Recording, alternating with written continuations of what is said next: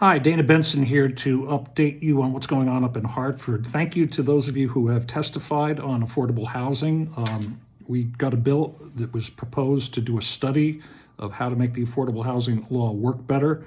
A number of you did send in testimony and signed group letters. Thank you very much. It doesn't look like that bill's going to get out of the committee this year, but the good news is you can still submit testimony, and I encourage you to do that right now this week. It's like a vote. Submitting testimony is telling legislators you care, and it'll become the basis of the campaign next year, because the written testimony you submit to the website, the Housing Committee website, is archived and preserved.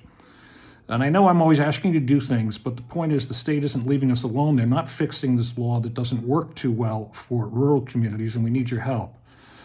So please submit your written testimony to the state website if you can. Even if you testified in person or put your name to a group letter, you can still do written testimony, and it will be preserved. You can submit anonymously if you want, and you can submit multiple testimonies as long as they're not identical.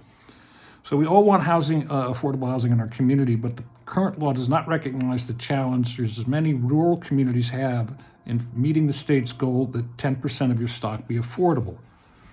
As you all know, to construct units that are cheaper than the market, you must crowd more units onto the land.